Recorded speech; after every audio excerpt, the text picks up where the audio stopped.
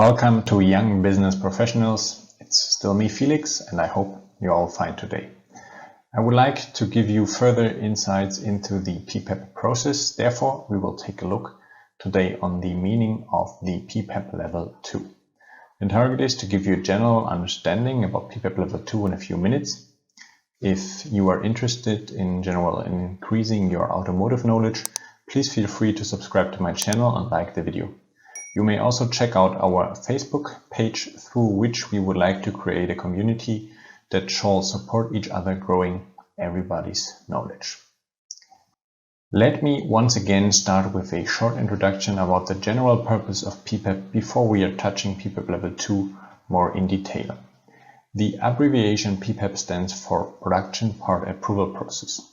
This is a process that is pretty often applied in automotive industries, but it is also used in other industries. The process is requested by customers, often automotive OEM, from their suppliers that are developing and implementing new products. It is as well part of the APQP process. We have uploaded a video that is explaining APQP more in detail. You may find the link therefore now up on the left. The purpose of providing a PPAP documentation to the customer is to prove the originally defined product requirements by producing samples through the newly implemented serial production. There are different documentation levels that I would like to introduce to you now. There is PPAP Level 1, in which the PSW, the part submission warrant, needs to be submitted to the customer. There is PPAP Level 2, in which the PSW with product samples and limited supporting data shall be provided to the customer. There is PPAP Level 3, the most common one, in which the PSW with product samples and complete supporting data has to be provided to the customer. There is PPAP Level 4, in which the PSW and other requirements, as flexibly defined by the customer, have to be provided. And there is PPAP Level 5, in which the PSW with product samples and the complete supporting data must be available for a review at the supplier's manufacturing location for the customer. So the customer is going to visit the supplier often during the run at rate and reviewing the full PPAP documentation locally at the production site. Depending on the request of the customer and the necessity, a specific level for the product is being defined. And now let's take a more detailed look on to PPAP Level 2.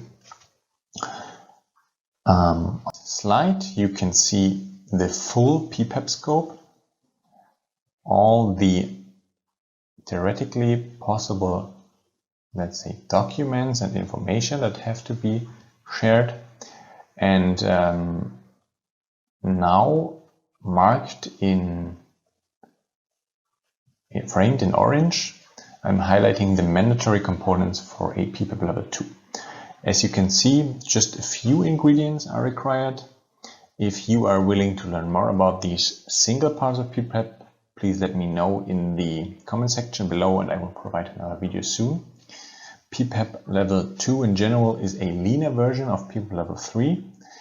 Alternatively, we can also say that it's an upgraded version of Level 1. As we can see, design documentation means drawings and things like that, engineering change documents, as well as dimensional results. In addition, also records of material tests and performance tests have to be shared, as well as qualified laboratory documentation that proves that the laboratories who were doing some of the material tests are qualified to do so. In addition, if applicable, an appearance approval report shall be shared, as well as samples of production parts and of course the PSW, the part submission warrant. So now you know which parts of the PPAP Level 2 need to be submitted to the customer, but when is it required to apply PPAP Level 2? As already mentioned, PPAP Level 2 is like a kind of stripped version and a simplified version of Level 3, 4 and 5. So typically it's being applied for changes or product variant implementations at which some changes dimensional changes are performed or some functions are slightly adjusted. This is why it also makes sense to provide dimensional results and also material and performance test results that have to be submitted. I added another slide with a few more important things that should be considered with regard to all PPAP procedures. Please be aware that many customers are having separate and own formats that have to be filled. They have their own PSW forms, their own control plan forms or FMEA headers. So please get in touch with the customer early enough before submission in order to clarify which formats should be used. It's a pity if you might recognize that after you have already submitted the documentation and then you need to rework it again. In addition, please get in touch with the customer as early as possible to clarify the PPAP scope and the PPAP level. It is really helpful to sign a PPAP scope agreement in the early phases of a project, maybe in phase 0, 1 or 2, but definitely earlier than in APQP phase 3 and 4, because this is definitely too late. Clarify also the number of samples, as especially if you are using several multi-cavity tools, a high number of samples might be required. Well, that was a short introduction into PPAP Level 2. I hope you had the chance to learn something. In case you're interested in further topics, leave a comment below and let me know what you're interested in, and I will try to do my best to do another video. I hope you enjoyed this one. I'm looking forward for your likes and your feedback below. Please subscribe to the channel to not miss further updates. Have a great day.